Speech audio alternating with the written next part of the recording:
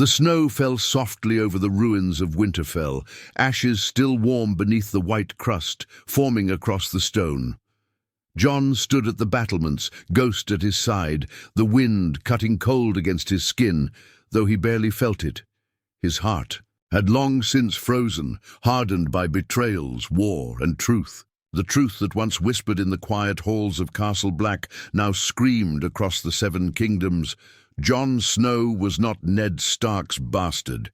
He was Aegon Targaryen, the rightful heir to the Iron Throne. Yet power had never seduced him.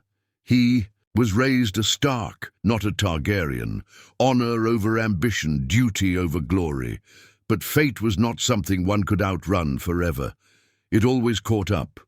The news had spread like wildfire after Bran Stark, now called the All-Seer, confirmed it before. The Lords of Westeros. Samwell Tarly provided the record. The marriage between Rhaegar Targaryen and Lyanna Stark, hidden in the dusty pages of a Septon's journal. What had once been whispered only between closest friends now echoed in every throne room from Sunspear to the Wall. Many were not pleased. Daenerys, though gone, had left behind more than just ash and broken chains. She had inspired fear, and more dangerously, devotion. Her loyalists saw Jon as the betrayer, the man who killed their queen in the shadow of victory. Though he had surrendered, pleaded for justice and peace, there were still those who wanted his head. But others whispered that this was always the plan, that Rhaegar had died not for love, but to hide a weapon, a child destined to claim the realm and rule it better.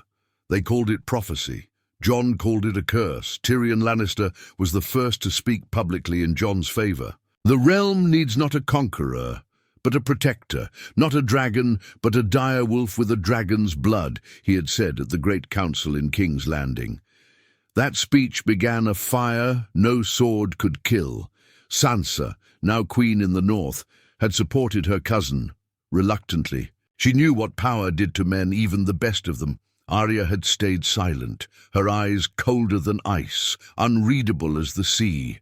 Bran, ever still, simply stated, "He is who he is. The realm must decide what it wants to become." And so it began.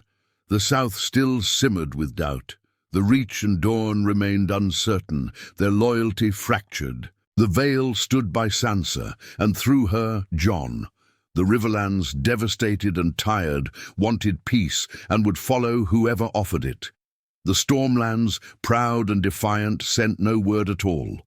Jon had refused it, at first. He would return to the Night's Watch, to penance and cold and silence. But there was no more Night's Watch. The Wall had crumbled, its purpose broken. Then came the letter from Davos Seaworth, now a commander of the reformed Royal Navy, speaking of tensions rising in Old Town. A minor house in the Reach had declared its independence, killing a crown emissary. In Dorne, whispers of a new Martell rising threatened to ignite civil unrest. In the west, the Iron Islands moved again, raiding the coast under Yara's loosened grip. The realm was cracking, and all their eyes turned north. "People don't need another ruler, Jon," Sir Davos had written. "They need a reason to believe again." So Jon stood at the walls of Winterfell, knowing that belief came with a cost, a heavy one. "Do you think I meant to take it?" he whispered to Ghost, who simply blinked those red eyes. The gods were silent, but the world was not. A raven arrived that morning, bearing the seal of the Vale. "The Lords have voted," Sansa said as she entered the room, her face pale but firm. "You've been summoned to King's Landing. They want you to take the crown." Jon didn't answer at first.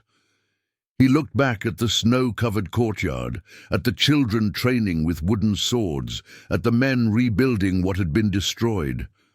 "A king should be chosen," he said quietly. "They have chosen," Sansa replied. And so began the path he could never walk away from. Jon's journey south was nothing like the first time he had ridden to King's Landing. a nervous boy beside his father. That time he had hoped to be accepted, to find a place among the world of lords and kings. This time he rode as a man forged in war, haunted by love and blood, and carrying the weight of an unwanted crown. The banners of the north flanked him, House Stark's direwolf flying proudly alongside the Targaryen three-headed dragon. Sansa's idea, though she'd insisted it was for unity. Jon hated it. Every time he saw the dragon, he remembered Daenerys, her fire, her fury, and her fall. He had loved her once. He had also killed her. That memory clung to his skin like soot, impossible to wash off. As they approached King's Landing, he saw what remained of the capital. The Red Keep still stood, its towers charred but intact. The people watched from behind closed windows, their faces pale, expectant. Word had reached them before he did. The bastard of Winterfell had returned, but he wasn't a bastard anymore. The gates opened slowly, creaking like old bones, and Jon rode through in silence. No cheers, no boos, just silence.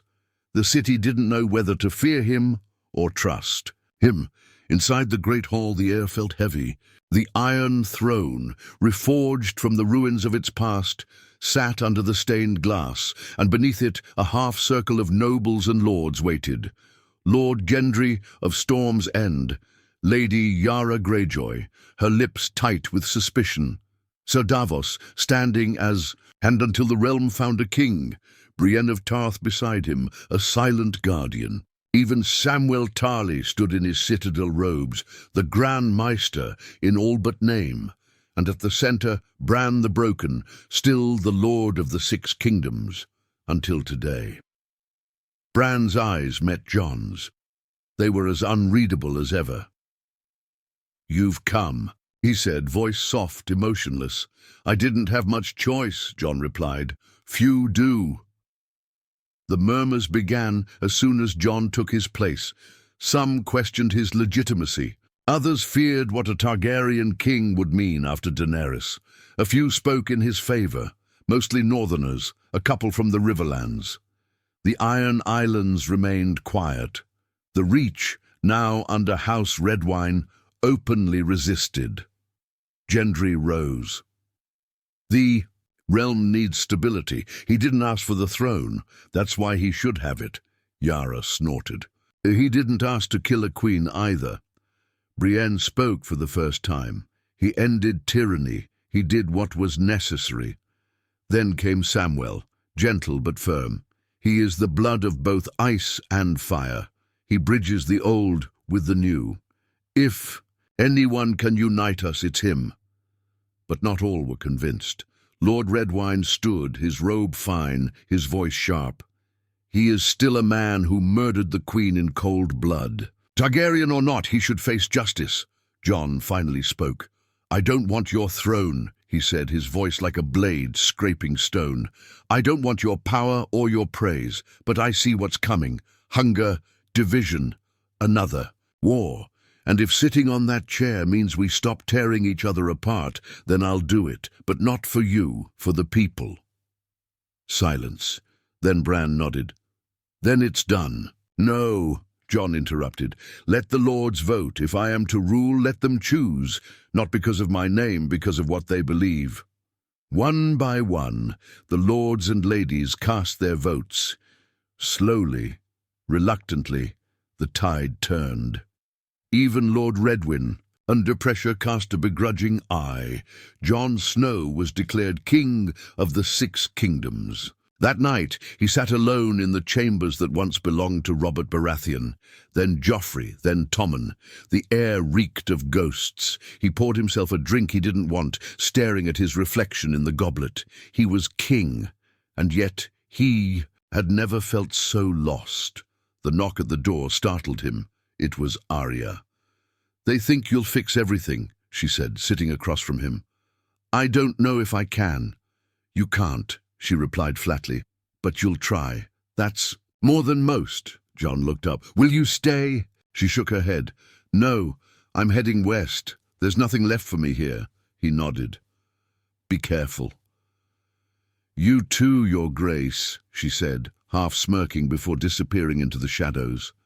Jon Snow, now Aegon Targaryen, first of his name, sat alone in the seat of kings, knowing that power didn't grant peace, and the ghosts of winter were far from done with him. The days that followed were a storm of politics, paranoia, and power struggles. Jon had barely worn the crown before the knives started appearing behind smiles. Every handshake in the court felt like a test, every toast a trap. The nobles were split, some looking to him as a savior, others waiting for him to fail.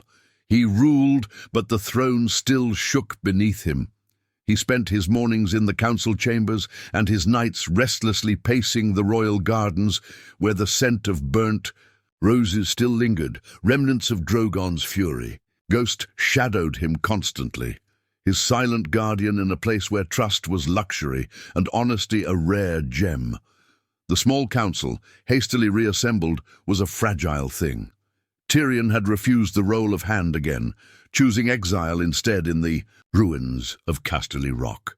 Davos filled the role temporarily, practical and loyal, but he lacked Tyrion's cunning. Sam was Grand Maester, Brienne served as commander of the Kingsguard, and Sansa remained in the north, watching, always watching. The first rebellion came only a week later. House Redwyne, fuming over Jon's rise, had formed an alliance with several minor reach houses and declared independence. "The dragon is not our king," they proclaimed. Rallying under the old Baratheon banners they unearthed from their vaults, mixing rebellion with nostalgia. Jon knew he couldn't afford another war, not so soon. The realm was still bleeding. He summoned his council. "We cannot let them go unchecked," Brienne said firmly. "If we show weakness now, others will rise." Sam added, "We should try diplomacy first. Send envoys, remind them this is not a reign of fire and blood." Davos, ever the realist, shook his head. "You send a raven, they'll cage it. You send a man, they'll hang him. You send soldiers, they might listen." Jon sat silently. He didn't want to rule by force, but he knew what weakness cost. He had seen it at the Wall, in Meereen, even in Winterfell. Fear held power tighter than respect. He made the decision that night. 300 men rode south under the Stark and Targaryen banners, led by Ser Brienne and Ser Podrick. Their orders: no burning, no slaughter, only show, strength and demand allegiance. But Jon knew things rarely ended as cleanly as they started. He tried to sleep that night, but the dreams returned. Daenerys stood before him in the throne room, her hair silver, her eyes aflame. She didn't speak, but her gaze was a question, her presence an accusation. The Iron Throne behind her melted again, bleeding steel and ash. Then her face changed, morphed into Lyanna Stark's, then into his own. Blood poured from the throne, drowning them all.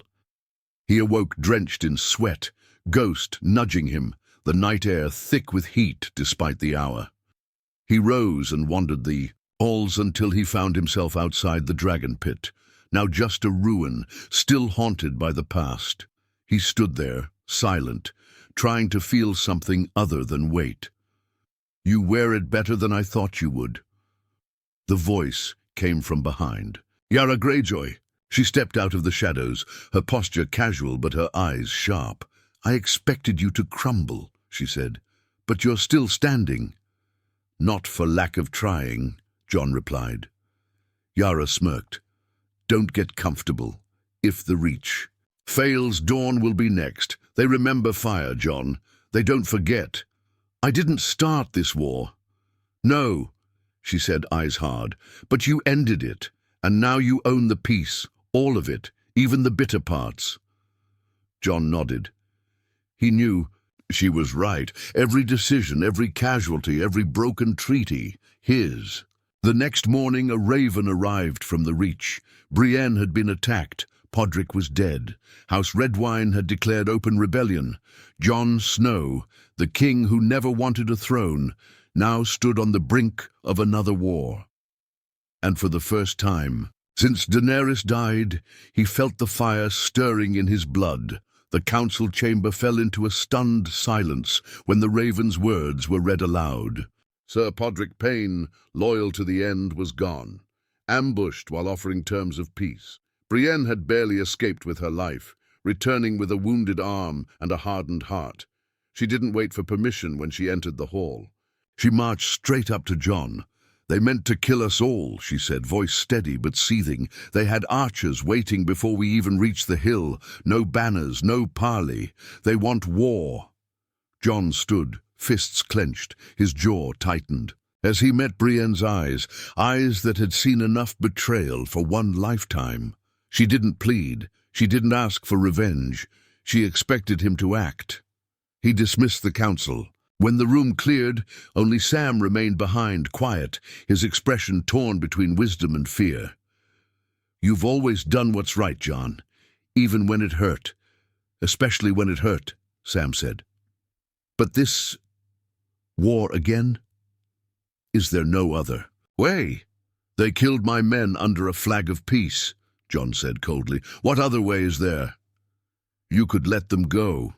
Jon laughed bitterly. "And what? Watch the realm splinter again? I killed Daenerys for trying to rule with fear, and now they test me like I'm weak." Sam didn't argue. He just looked sad. "You were never weak. But maybe they need to see fire to remember the man who ended a queen." That evening, Jon ordered the northern armies to mobilize. 1,000 men marched from the Riverlands, another 2,000 from the Vale. For the first time since his coronation, the crown moved with force. The war was swift and brutal. Jon led from the front, not as a king in silk, but as a warrior clad in black steel. He didn't give speeches. He didn't wave banners. He fought. And the men followed, for in him they saw something more than bloodlines and titles. They saw conviction. House Redwyne's stronghold, Starpike, fell in less than a fortnight. Jon's army camped outside its scorched walls as the sun bled into the horizon. Redwyne's bannermen surrendered, one by one, dragged before the king in chains. Lord Merrick Redwyne, old and bitter, stood defiant even then. "You're no king," he spat. "You're a bastard who murdered the woman who would have saved us all." Jon didn't flinch. He stared into the man's eyes, seeing nothing but pride and poison. "She would have burned this whole kingdom to save it," Jon replied. "Maybe it needed burning," Merrick snarled. Jon turned away. "Put him in a cell. Let the realm decide what to do with him." That night fires burned along the coast, signaling the end of rebellion, but not the end of unrest. Reports from Dorne hinted at a faction gathering under the name the Phoenix, claiming to be Daenerys's true heirs in spirit, if not in blood. Jon knew it wasn't over. Power left wounds, and his throne sat on top of them. Returning to King's Landing, he was met not with celebration, but with wary eyes. People feared him now. He had done what he swore he wouldn't, ruled by force. Some called it necessary. Others whispered he was becoming the very thing he had destroyed. In the Red Keep, Sansa waited. She had come from Winterfell after hearing of the rebellion's swift suppression. "You're changing," she said as they walked the garden paths. "Not for the better." "I'm doing what has to be done." "So did she," Sansa said, her voice quiet. Jon stopped. "You think I'm becoming her?" "I think you're losing yourself," she replied. "And the more you fight to keep this realm together, the more pieces you lose." He didn't reply. He couldn't. That night, he stood alone in the throne room. The Iron Throne loomed before him. No longer jagged and chaotic, but remade from melted blades into something more symbolic, something less cruel. But it was still a throne, still a reminder. He didn't sit. Instead, he whispered to the hall, "Was this ever meant to be mine, or am I just another fool sitting where no man should?" And from the silence, no answer came, only the echo of steel. Jon awoke before dawn. the air thick with a southern humidity he never got used to. It clung to him, made every breath feel like a weight. He stood at the balcony of his chambers overlooking the Red Keep, watching the torches flicker in the pre-morning. Hayes, King's Landing never truly slept, too many secrets in its walls, too many ghosts pacing the corridors. He had won the war, but peace felt like a performance. Every decision he made now was met with doubt or whispered rebellion. He had spared Lord Merrick Redwine, locking him in the dungeons, but some called it weakness. Others whispered that the king had grown cold, too quiet, just like Aerys before him. And then came the letter. Delivered by a cloaked rider from the Stormlands, it bore a crimson seal shaped like a rising bird. The phoenix rises. The blood of the dragon was never yours. To hold. You took a throne built on fire with ice in your veins. You will be undone. Jon crushed the parchment in his hand. He didn't need a name. He knew what this was. A reckoning. Daenerys's death hadn't silenced her believers. It had martyred her. He called a council immediately. Davos, Brienne, Sam, and a handful of trusted commanders gathered around the war table. Sansa stayed quiet in the corner, watching as always, her eyes narrowed. This phoenix is more than just a threat, Davos said, running a weathered hand over the carved map. Our spies say there's a Targaryen loyalist, some minor cousin from Essos, gathering support in Dorne. Sand snakes, exiles, even a few former Unsullied. They want a war, Brienne added. Not revenge, war. Sansa finally spoke. And what will you do, Jon? Burn Dorne to the ground too? Jon met her gaze. No, I won't become that. But I will stop them before they take more than just rumors and turn them into fire. Sam shifted uncomfortably. This isn't just politics anymore. This is becoming legend. You versus her memory. The people will choose sides. I never wanted sides, Jon said bitterly. Then you shouldn't have taken the throne. Sansa snapped. The room went silent. She continued softer this time. You were always meant to fight for people, not rule them. You can't win this game, Jon, not without becoming the very thing you hate. They didn't come this far to run, he replied. Not again.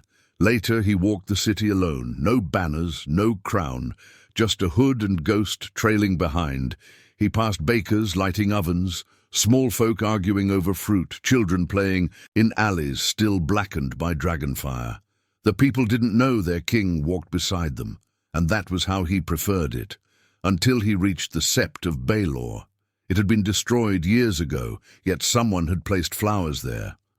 Fresh, once white lilies, and in the center a symbol carved into the stone, a phoenix rising from ashes. He stared at it for a long time. You'll need to end it, came a voice from behind. It was Arya. Her hair was shorter now, her eyes sharper. I thought you were gone, Jon said.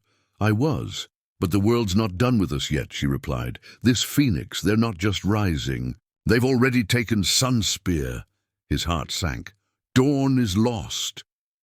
For now, she said. They're gathering ships, and they've named their leader. Who? Visenya Storm, Arya said. Jon blinked. That name? A bastard, raised in Essos, claims she's the daughter of Daenerys, born before you ever met her. He stared at her, jaw clenched. Is it true? Arya didn't answer immediately. I don't know, but the people believe it, and that may be enough. Jon looked to the horizon, where the sea met the sky, and the sun was beginning to rise. A new day, a new war, a new heir. He was no longer just a king. He was a usurper in the eyes of a world that worshipped a ghost. The court tried to remain calm, but the moment the name Visenya Storm was spoken aloud, panic began to seep through the Red Keep like water through cracked stone. Rumors spread like plague. Some claimed she had silver hair like her mother. Others swore she rode a dragon, one born in the shadow of Drogon's flight. Still others whispered she was just a puppet, a figurehead for angry lords who longed for vengeance and fire. Jon summoned his war council, now permanent fixtures of the capital, but the faces around the table were tired, some loyal, others just afraid. "We don't know if she's real," Brienne argued. "We're preparing to go to war over a rumor." Arya leaned forward, her voice low. "She's real. I've seen her. Spoke with someone who served in her house. She's got the look, the voice. She believes she's Daenerys' daughter. That's enough." Sam laid a map on the table, pins dotting Dornish strongholds. They took Sunspear without bloodshed. It wasn't conquest, it was invitation. These lords welcomed her. They're tired of northern kings ruling from cold stone towers. "She rides no dragon," Davos said, hopeful. "Yet," Arya added. The room fell quiet. Jon looked over the table and saw what Daenerys must have seen. Doubt, division, a realm barely holding together. And now, the past rising to devour the future. He stood. "I will go to Dorne." The words hung in the air. "Alone," he added. Sansa stood abruptly. "That's madness. You'll be killed the moment you set foot in Sunspear.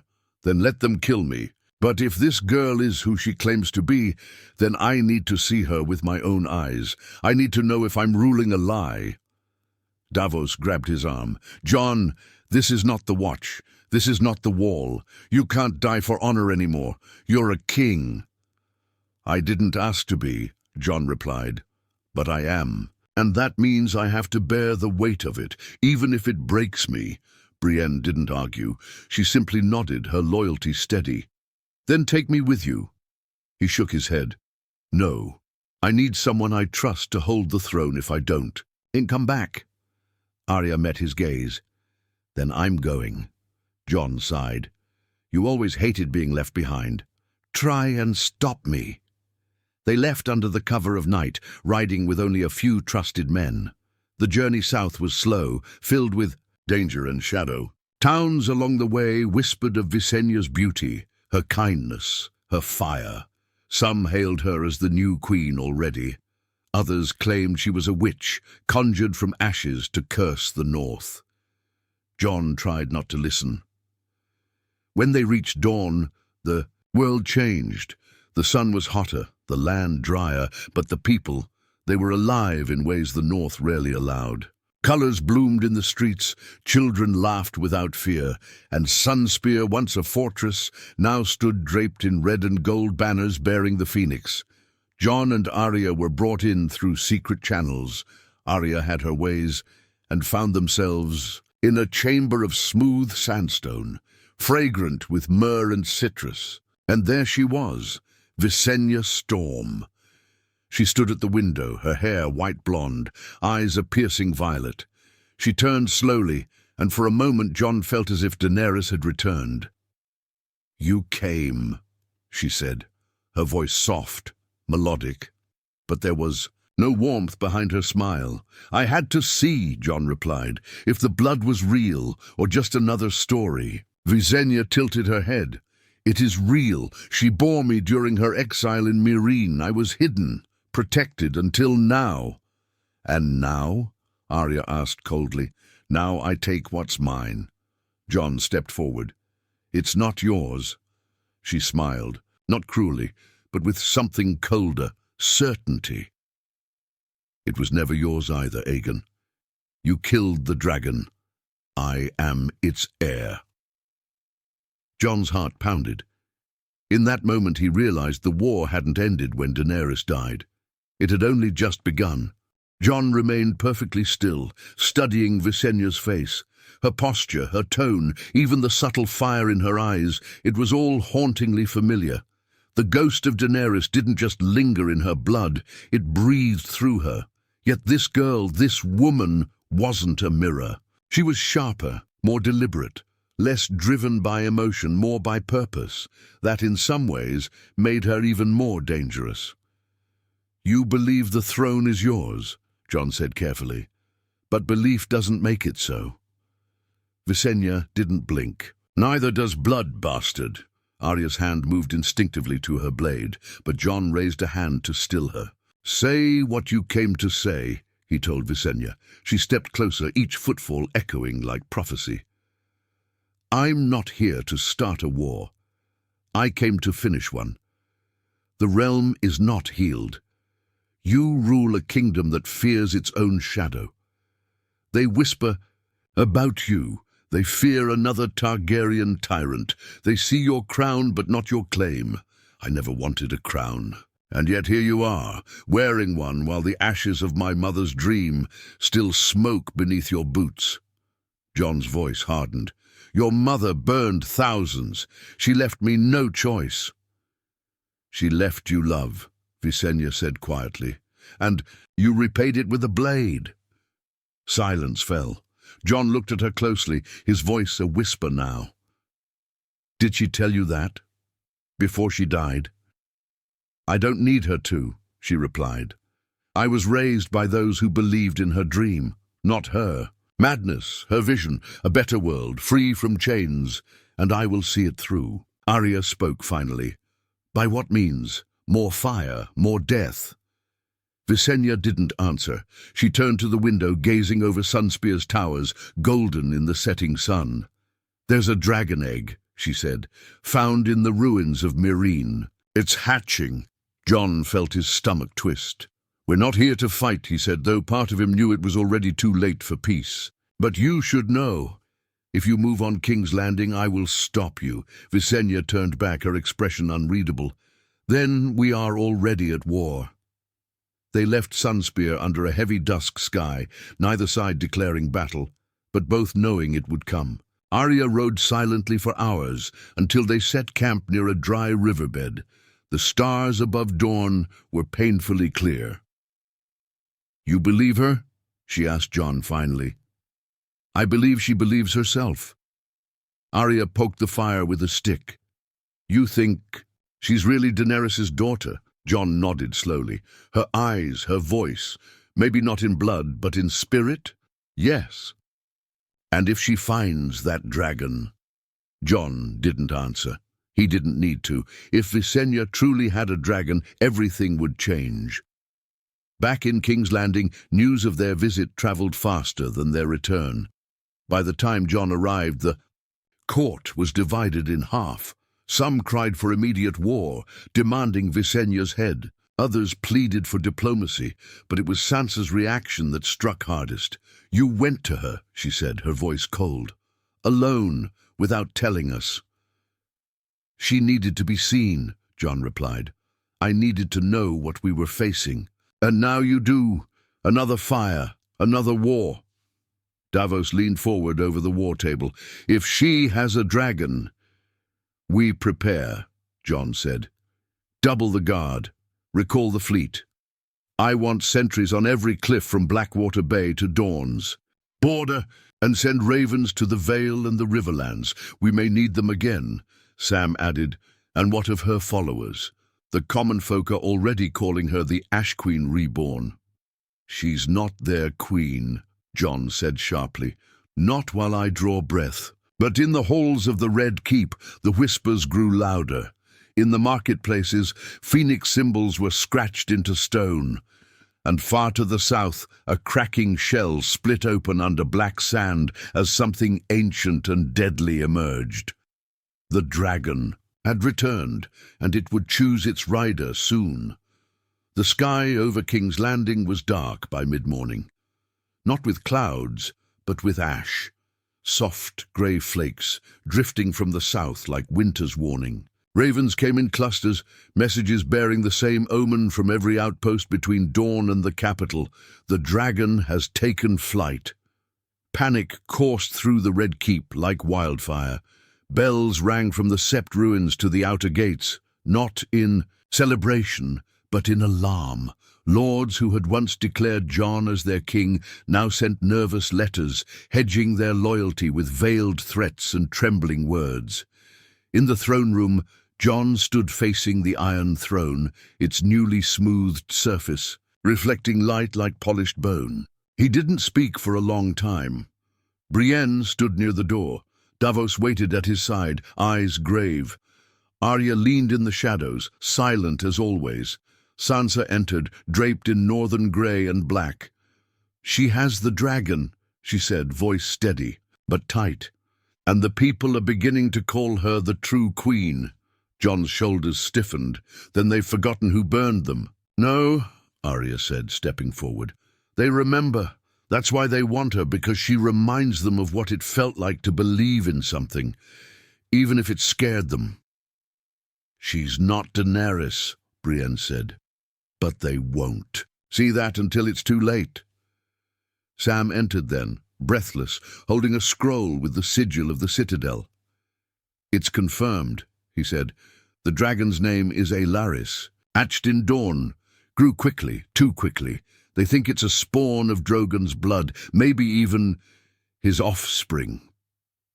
Jon stared at the ground, his voice quiet. "Then it has a mother's rage." By nightfall, the city was in lockdown. Armies fortified the walls. Archers lined the rooftops. The sea was dotted with ships flying banners of the crown and its allies, but dread, not discipline, ruled them now. Then, on the fourth day, the sky split with fire. Aelaris came not as a whisper but a roar, black wings like stretched shadow, fire licking the clouds. Behind her, Visenya Storm rode bareback, her silver hair snapping in the wind, a phoenix banner trailing behind her like prophecy. The first flames struck the outer wall, not strong enough to breach, but loud enough to shake the city's bones. Jon didn't flinch. He donned his black armor, the same he had worn at the Battle of the Bastards, and mounted his horse without a word. "Let me go with you," Arya said. "No," he replied. "If I fall, someone needs to make sure the kingdom doesn't fall with me." He rode out alone through the city's gates, through the ash-flecked wind, toward the open fields beyond. There he dismounted, drawing Longclaw, the sword heavy with every death it had witnessed. Visenya hovered above on her dragon, circling like a vulture of flame. And then she descended. Aelaris landed with an earth-shaking thud, wings folding like blades. Visenya slid down and approached, unarmed, her eyes burning with certainty. "We don't have to destroy everything," she said. "Join me. Together, we can finish what my mother began." Jon's voice was low but firm. "She wanted to break the wheel. You want to set it on fire." "I want justice," she said. "You want vengeance," he corrected. "And the people who follow you don't see the difference." She stepped closer. "I am fire and blood, and you are ice trying to rule a world made of flame. This was never meant to be yours." Jon's grip tightened on Longclaw. "Then, come take it." They clashed not as heirs, but as avatars of two legacies that could never coexist. Steel rang, fire hissed, the dragon roared. Jon fought with the cold, patient fury of the north. Visenya moved with the desperate passion of a child seeking to honor a parent's ghost. Their blades met again and again, until Visenya faltered, her foot catching on cracked stone. Jon stood over her, sword raised. She looked up at him, defiant. "Even in defeat, do it. Kill me like you killed her." Jon hesitated, then lowered his sword. "No." But Aelaris didn't wait for permission. The dragon's head reared, its maw opening wide. Flame glowed at the back of its throat. Jon turned to face it, eyes steeled, not with fear, but with the same grim resolve he had carried his whole life. And then the flame never came. The dragon stopped. It stared at Jon, long and slow, and then bowed its head. Visenya gasped, frozen in disbelief.